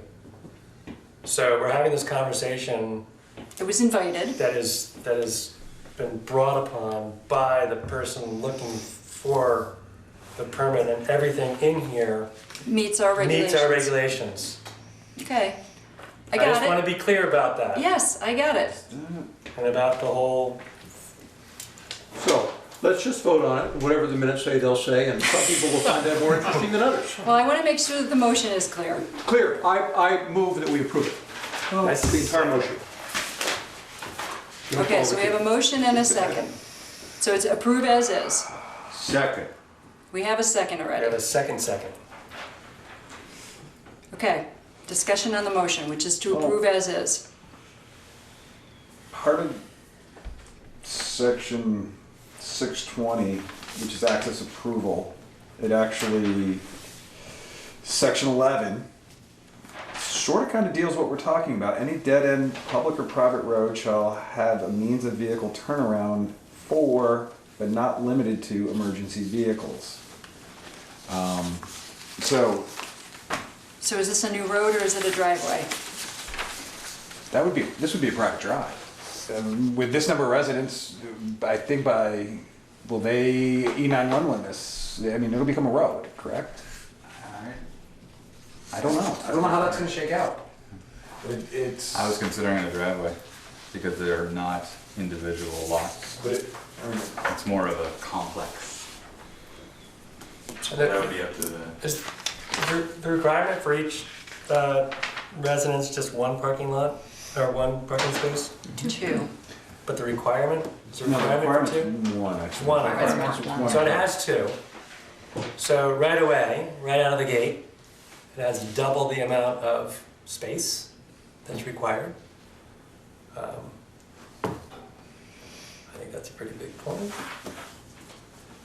Okay, we have a motion and we have it seconded to approve as is. Approve as applied with this drawing. Who seconded? Skimmer. Okay. Okay. Any other discussion? All those in favor? Aye. Any opposed? I have to say. Want to put a footnote on it or Nay. something? I'm joking. I will say nay on that. Okay. And to quantify it, it's about detail. I don't feel I have all the details I'm required to adequately prove that. So the motion passes. Okay. So we need a approve And we need a motion to close the hearing. So moved. In a second? Second. All those in favor? Aye. Okay, thank you. Okay, we need to open our regular meeting. So I'd like to Do a few thank you all things. for Thank you. having this special meeting, because I thought it was just for me. Because I heard that because you didn't get a quorum last month, I decided to do it this month, that's the information I got from John. So I just want to thank you all for Thank coming you. out on the night when a month ago you didn't think you were going to. Appreciate it. Great. You got all of us That's what here we're too. for. Yeah. That was a very nice presentation, thank you.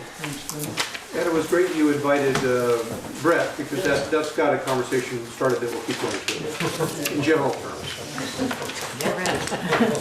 It's a step forward. That sounds ominous. At this hour of night, everything sounds ominous. Okay, ready for our regular meeting? Yes. Okay, so we've opened our regular meeting of the Bristol Planning Commission. We need to approve the minutes from our December 20th meeting. Make a motion to approve the minutes as presented. Okay, any discussion on the minutes?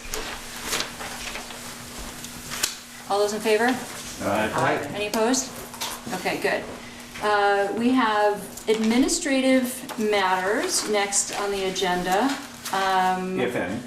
Yes, if any. Yes, that's okay. Sorry. I always put that in. I know. I think, as we suggested at the last meeing, and when John chaired, and we had a presentation by, an informational presentation by Gross Solar on their plan for a solar array off of 116, that we agreed perhaps at that meeting, and I'm certainly interested in hearing the Planning Commission members' feedback on this. Just as a reminder, we do not have jurisdiction over this proposal. It will be a Public Service Board approved project or reviewed project. One thing I wondered is, I am inclined to, I haven't done this yet, but to, knowing that there's interest in this and perhaps concern.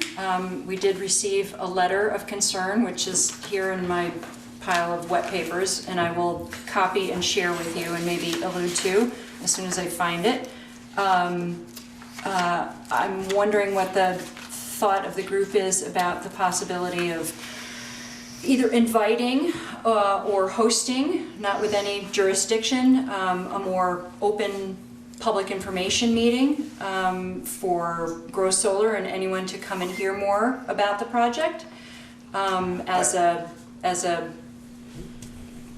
gesture. I have a thought about that. Yes.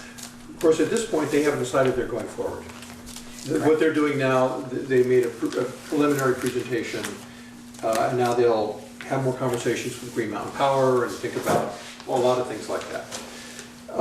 If they go forward, it triggers the 45-day period for comment by the Public Service Board. Mm-hmm. And I like your way of putting it, Sue, which is if that happened, I mean, we had several people who were not here for that last time who were very interested in it.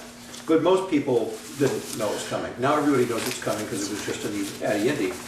If it went forward, I think that your idea of hosting a meeting where we would invite Gross Solar to come back and make an updated presentation and publicize it so that members of the community knew about it and could hear about it. And we could set it up, I like the hosting, because we wouldn't be adjudicating. No. We would just be sort of saying, here are the people, we'd like more Bristolites to hear the presentation, and then people who are there could say things. And the letter that it came addressed to me, but it came in an envelope to me, but it was to the whole, it was to the select board of the planning commission. It's from a couple who were not there, Mr. and Mrs. Skidmore, who border the property on 3 sides. So they're definitely an interested party, and they wrote a long, well-written letter that should be publicized, as part of the public feedback on this. So I will make copies.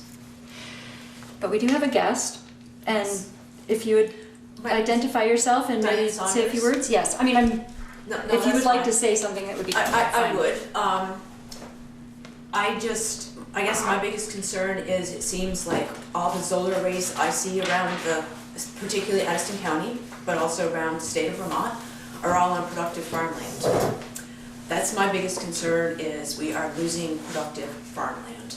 If we put solar arrays on there, they have 30-year leases on this, we're never gonna get that productive farmland back again. And I also have concerns in regard to, it's my understanding that they want to put up single trackers, and they're 9 feet tall.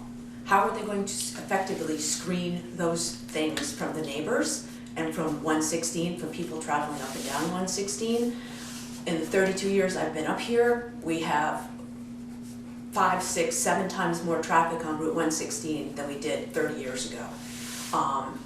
I watch the cars go up and down when I ride my horse on that road, and 3/4 of those vehicles are out-of-state plates. So that indicates to me that we're getting tourists in. We're gonna start losing tourism unless we're pulling them in for the ski areas, and that of course depends upon what we have for snow. We're gonna lose fall tourism because they're not gonna wanna come and see solar panels in every field that they go past. So I just have concerns about, I don't know what can be done on the town level. I know New Haven is struggling with this. I know Weybridge is struggling with this. I have some clients in my business that are also people who are bordering on some arrays that are supposed to be going in New Haven. And, it's a big, there's no control at the town level. Correct. And it just sort of, I know we have no control of what the Public Service Board is doing, but they're just like stroking off, oh yeah, we want more solar. And there's just no consideration for any of the neighbors, much less anything to, in regard to tourism. And also the fact that we're just losing productive farmland. Thank you. So this is an interesting conversation, I think, for us to be touching on. Grow Solar asked to come and make a presentation to the Planning Commission, I think, as a way of asking for input. I don't know what the formal method of doing that is. I don't know how did we leave it with them? Well, they didn't frame it as asking for input. Okay. They framed it as sharing with us their thoughts. Okay. And we left it with them saying, now to figure out if we're going to do it, and if we do it, we'll inform you, and then there'll be hearings. So we don't have a formal process role Yes or no? in this process. But I do think that your way of putting it, Sue, which is to host a meeting and invite them to make their presentation to a larger number of people in town who'd be interested, would be very appropriate. And again, we wouldn't be adjudicating it or voting on it, but it would be our way of saying, we're thinking about planning, we're thinking about the shape and character of the town, and so we'd like to invite our fellow citizens to have as much information as possible. The select board could just as easily do that as well. They could, or together. In the PSB, my biggest concern with us involving the planning commission in this, A, we have no real authority, and B, I don't think we want to be in the middle of this. Well, It has the potential to be a tenuous discussion. It really does. No doubt about it. And that's the Public Service Board's ballywick. They've opened this can of worms, and I don't think we can't do anything about it. We can't be for or against it. Bring the public in for basically, for the lack of better terms, a big old bitch session does nothing. but if Grow Solar came here just to make us aware of the project, That's but right. not to ask for input, That's right. Yeah. Because we have no input.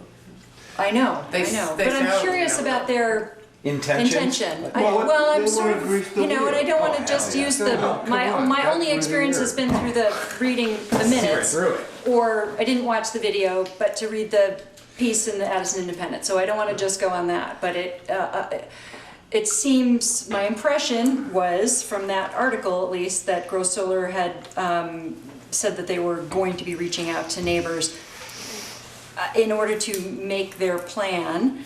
They did say that. Yeah. Okay. Did they say that to the planning commission? Yes. Yes, okay. And it was reported accurately, I thought, in that. Yes. And What is your impression, Eric?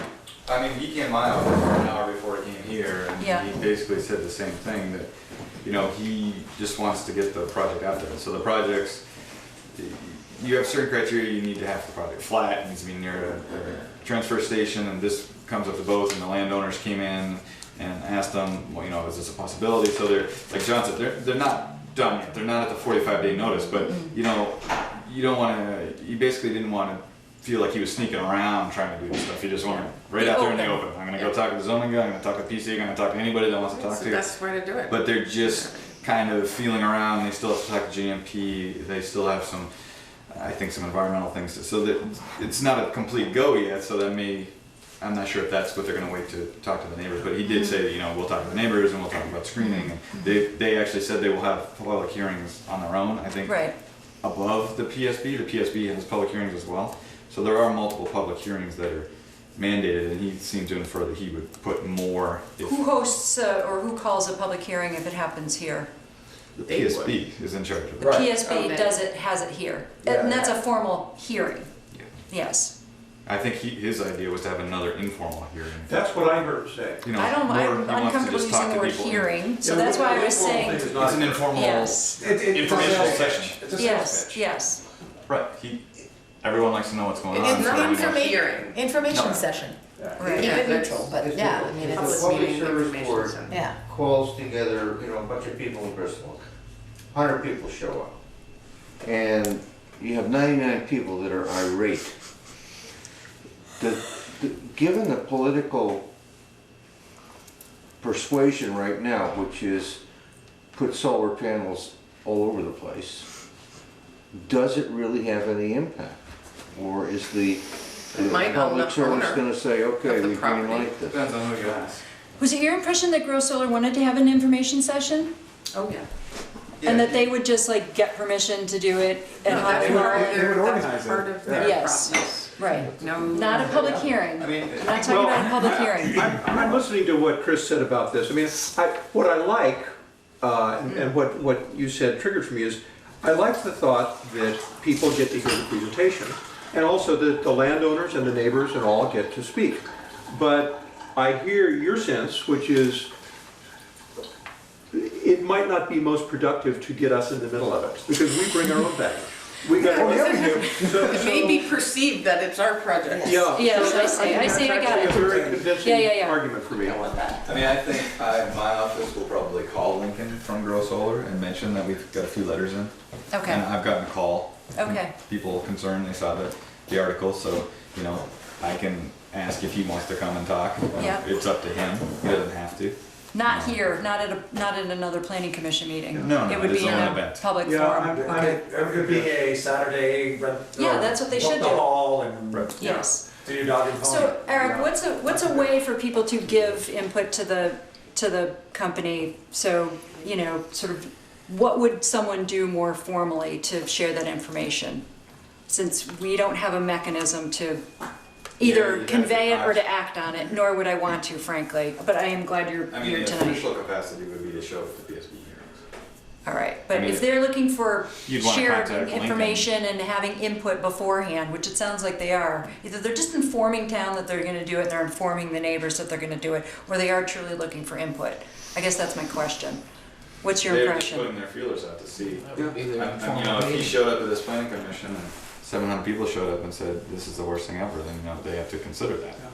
It's not, At an information meeting, right. yeah, It's that a they may business. host. It's a business. He gets to Yeah, no, I decide got on what it, he I wants know, to. I know, So, okay, I mean- And okay. the public service board is, they, That's the mechanism, yeah, and they take that, yes, you know, the public input in. Right. It doesn't always, you know, they do Right. react to it. but Grow Solar is, I think, testing the water to be able to make a plan that would be more acceptable, perhaps. And so by putting it out there ahead of time, they're looking for that kind of feedback, right? I don't think there's a lot of change to the plan. I mean, they're the size of the plant they wanted to do, the Yes. requirement of the number of panels, and the 35 acres they had to work with. He seemed pretty fixed. What we saw was pretty close to what they were going to work with. Well, and also 4.9 megawatts is the largest you can have without having regional authorities Yeah. weigh in. So it fixes. It's right there. Yeah. That would be the same size as the other two biggest installations I of know. Ron. It's a regional So, issue. I mean, Sue, you're asking his intentions. Yeah. Is he asking if it's all right if we do this project? No, I don't think that. He's Yeah, like, telling this is us the project I something want to do. I'm gonna read the feedback that I get to see if. Okay, so I how guess it's I was just wondering, is there a way we can facilitate feedback? But it sounds like we're not interested in getting into that with this That's where person. this conversation takes place. Yeah. I like your impulse. I